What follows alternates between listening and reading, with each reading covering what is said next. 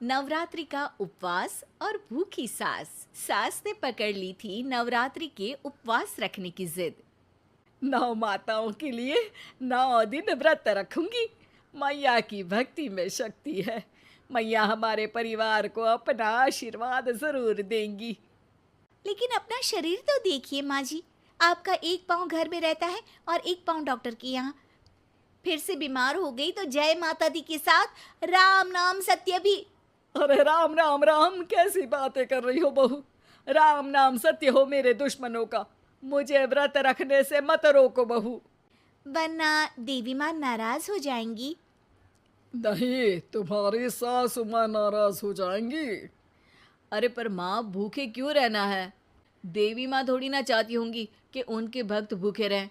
और आपकी तो सारी मनोकामना पूरी हो चुकी है ना माँ। लालच है बेटा, लालच बुढ़ापे में भी खत्म नहीं होती। अरे तुम चुप करो जी।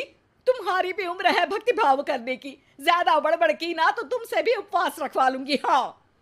अरे रौद्र रूप क्यों धारण कर रही हो मेरी माँ। रख लो व्रत। ठीक है माँ, बस अपनी हेल्थ का ध्यान रखना। अरे उसकी चिंता तुम मत करो बेटा। मैंने टीवी पे देख लिया है कि व्रत में क्या क्या खाने से शरीर में कमजोरी नहीं होती। अच्छा ही है, वरना ऐसा ना हो कि 9 दिन के बाद तुम मैया के द्वार की जगह सीधा हरिद्वार। अरे तुम मुझे हरिद्वार क्यों भेजना चाहते हो? क्योंकि अब तुम्हें मायके तो भेजने से रहा। बाबूजी, क्यों माँ को परेशान करते रहते हो? अच्छा माँ, ये बता दो कि आपको व्रत में खाने के लिए क्या क्या चाहिए होगा। सास के सामने सब हार जाते हैं। माँ के कहे सामान को बेटा लेकर आता है। नवरात्रि का पहला दिन है। नाश्ता कर लो, स्वस्थ रहो, मस्त रहो। मेरा व्रत से ध्यान भंग मत करो। अच्छा ठीक है ठीक है। भूख लगेगी तो मेरी तरफ मत देखना। आई बड़ी। तुम कोई खाना हो जो तुमको देखूंगी, आए बड़े। माँ जी, ये लीजिए आपका फरियाली मिक्सचर। इससे व्रत नहीं टूटेगा। अरे इतना सा? दिन भर भूखी रहने वाली हूँ, थोड़ा तो और ला दे। पर ये सब तो सपोर्ट के लिए होता है ना माँ जी, पेट भर के थोड़ी ना खाना होता है। करवा चौथ का व्रत नहीं रख रही हूँ जो कुछ ना खाऊं पीऊं। हाँ यार, ये तो मैंने सोचा ही नहीं। तुम इतने सारे व्रत रखती हो तो मेरे लिए करवा चौथ का व्रत क्यों नहीं रखती?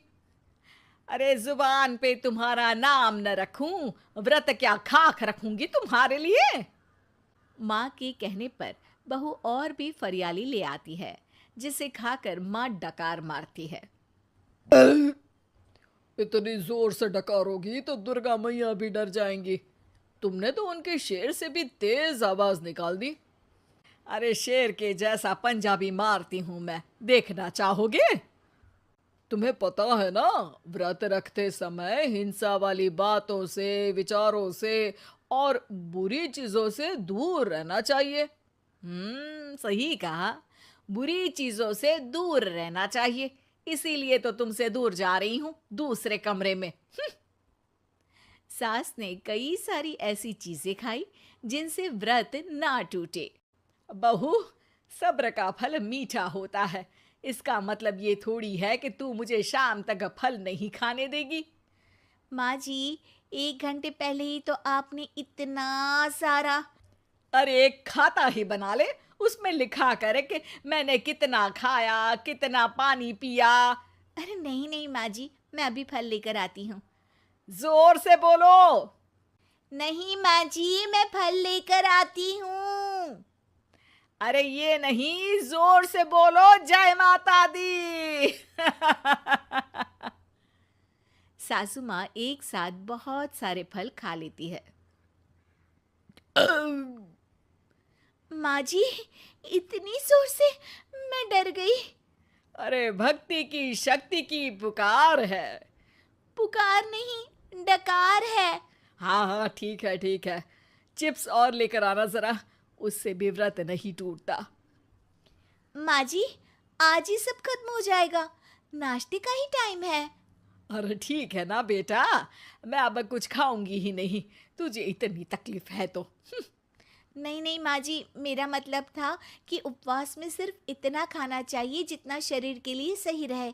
स्वाद के लिए खाने से तो अच्छा है कि उपवास ही मत रखो। माता जी की कृपा तो वैसे भी बनी ही रहती है। अरे वाह बहू वाह, एक ढोलक और हारमोनियम भी लेकर आना और प्रवचन करने लग जा। श्री श्री 108 बहु ईश्वरी माता। माँ जी, मैं आपके लिए चिप्स लेकर आती हूँ। बहू की सही सलाह को भी सास नजरअंदाज कर देती है। थोड़ी देर में बहू सास को चिप्स लाकर दे देती है। आलू की चिप्स, आहा मजा आ गया। आलू किसी भी सब्जी में चला जाता है। आलू पनीर, आलू पालक, आलू टमाटर, आलू भिंडी और तो और पराठे में भी चला जाता है। वैसे ही इंसान को भी हर स्थिति में आलू जैसा होना चाहिए। थोड़ी देर में वहां ससुर जी आते हैं। क्या चिप्स खा रही हो? अरे नहीं जी, दिख तो चिप्स ही रही है। अरे तो पूछ क्यों रहे हो? अरे गुस्सा क्यों हो रही हो? उपवास में गुस्सा नहीं करना चाहिए। और ऐसा तो है नहीं कि सिर्फ तुम उपवास करती हो, हमने भी तो किया होगा कभी। नहीं जी नहीं, तुम तो कर ही नहीं सकते। तुम उपवास में भी भेजा खाओगे और भेजा खाने से उपवास टूट जाता है। अच्छा थोड़ी सी चिप्स मुझे दे दो, मन ललचा रहा है। नहीं, उपवास के लिए है।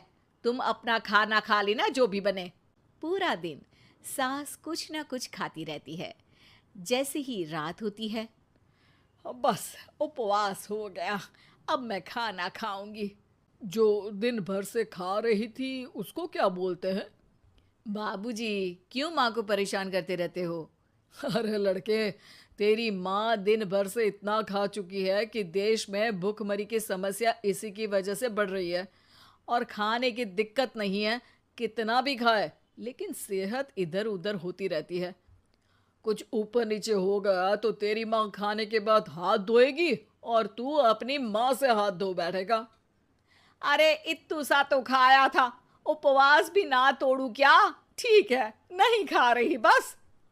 अरे बहू तुम ही बताओ, ये इत्तू सा मतलब कितना खाया है इसने? ना जी ना, मैं कुछ नहीं बोलूंगी। खाना दे रहे हो या नहीं, या 9 दिन बिना जल के उपवास रख लूं? देने के लिए धमकी अच्छी है, सुनने में भी डरावनी लग रही है। पर जैसे तुम्हारी जुबान में स्वाद का खून लगा है ना, तुम भूखी नहीं रह पाओगी। मैं कसम खाती हूँ जी। अरे देखो, कसम भी खाओगी तुम। अरे कुछ और दे दो इसको खाने को। ये ले, दाल चावल खा ले बस। डॉक्टर भी कहते थे कि माँ को आए दिन पेट से जुड़ी समस्या रहती है। बस इसी के लिए घर वाले पहले उन्हें उपवास नहीं करने दे रहे थे, लेकिन जब उपवास करने दिया तो माँ ने इतना फरियाली खाया कि घर वालों की चिंता बढ़ा दी। और जैसा कि घर वालों को डर था, अगले दिन उनकी तबीयत खराब भी हो गई। डॉक्टर को बुलाना पड़ा। अरे जितनी बार आप बीमार होते हो उस हिसाब से तो मुझे एक क्लिनिक आपके घर में ही खोल लेना चाहिए। या फिर क्लिनिक में ही इनका एक अलग कमरा बनवा देते हैं डॉक्टर साहब। बाबूजी, पिताजी, मेरे जनक, क्यों हमेशा मजाक करते रहते हो? डॉक्टर साहब, माँ का पेट खराब है। क्या खाया था? जो मिला जो दिखा सब कुछ। अरे बस भी करो जी। बस तो तुमको करना था खाते वक्त। देखिए, खाना अच्छी बात है और उपवास भी आदमी को रखते रहना चाहिए, लेकिन तब जब शरीर लायक हो। पहले दिन ही बीमार हो गई तो 8 दिन कैसे होगा? आप व्रत मत रखो और खाने पीने पे ध्यान दो। मैं गोलियां दे रहा हूँ। आप भी कुछ खाने को ही दे रहे हो? हाँ, इससे जल्दी ठीक हो जाएंगी। समझ गई हैं आप? अब तो ठीक ही होना है ना मुझे। जोर से बोलो। जय माता दी। जय माता दी। जय माता दी।